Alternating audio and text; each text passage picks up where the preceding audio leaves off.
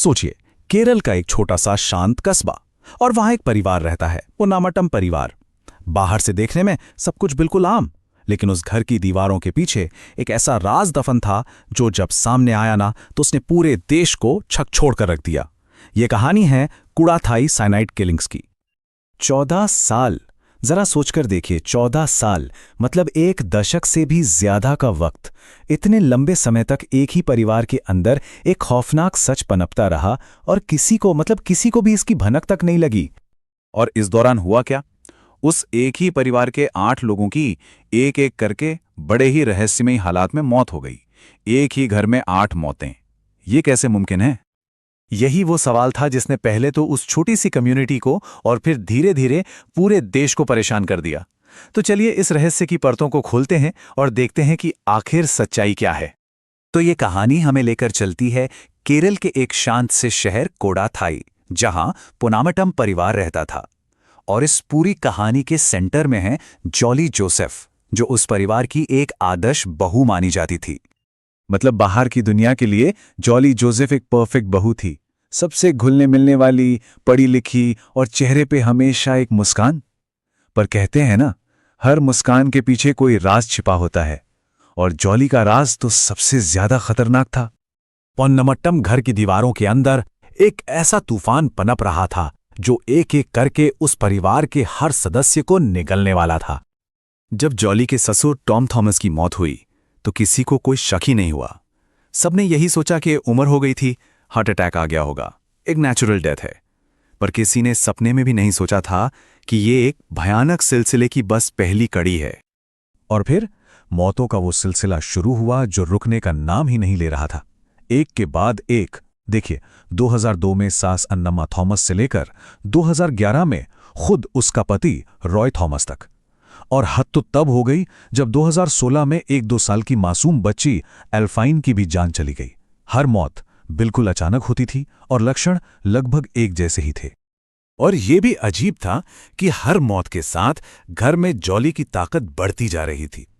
खासकर उसके पति रॉय थॉमस की मौत के बाद उसने घर की बागडोर पूरी तरह अपने हाथ में ले ली। परिवार की प्रॉपर्टी और पैसों पर धीरे धीरे उसका पूरा कंट्रोल हो गया। सालों तक सब यही मानते रहे कि ये सब बस दुर्भाग्य है, एक के बाद एक हादसा हो रहा है। लेकिन फिर एक शख्स ने सवाल पूछना शुरू किया और उन सवालों ने सब कुछ बदल कर रख दिया। रॉय का भाई रोहित, जो विदेश में रहता था, वो दूर से अपने परिवार में हो रही इन त्रासदियों को देख रहा था और उसका दिल ये मानने को तैयार ही नहीं था कि ये सब सिर्फ एक इत्तेफाक है।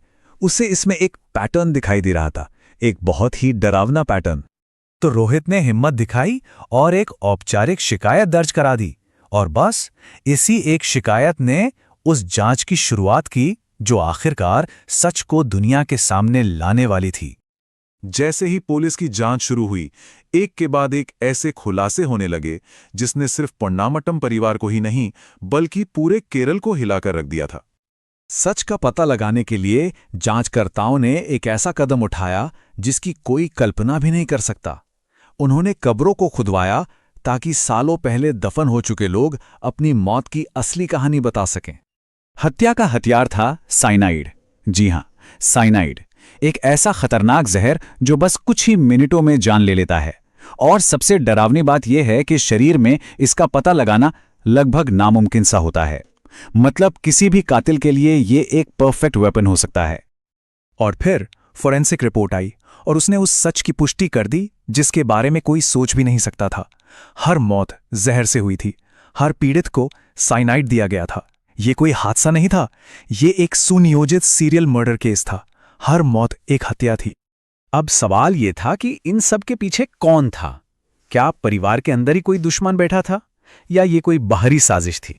कातिल कोई और नहीं बल्कि वही सम्मानित, सबकी चहेती बहू जॉली जोसेफ थी। इस एक खुलासे ने परिवार के सबसे बुरे डर को सच में बदल दिया था। इस खुलासे के बाद हर किसी के मन में बस एक ही सवाल था, आखिर क्यों? क्या मकसद था इन सारी हत्याओं के पीछे? तो जॉली ने ये सब क्यों किया? देखिए, जांच में कई वजहें सामने आईं। लालच, महत्वाकांक्षा और धोखा। उसे परिवार की प्रॉपर्टी और पैसों पर पूरा कंट्रोल चाहिए था। उसे घर की मुखिया बनना था और अपनी पर्सनल लाइफ के रास्ते में आने वाले हर इंसान को वो हटाना चाहती थी, चाहे वो उसका पति हो या फिर एक मासूम बच्ची। आखिरकार 2019 में जॉली और उसके 2 साथियों की गिरफ्तारी हुई और इसी के साथ 14 साल से चल रहा मौत का ये रहस्यमयी सिलसिला खत्म हुआ। कूड़ाथाई का ये मामला हमें एक बहुत ही परेशान करने वाले सवाल के साथ छोड़ जाता है कि हम अपने सबसे करीबी लोगों को, जिन पर हम सबसे ज्यादा भरोसा करते हैं, उन्हें सच में कितना जानते हैं। यह हमें विश्वास, धोखे और इंसान के स्वभाव के उस अंधेरे पहलू के बारे में सोचने पर मजबूर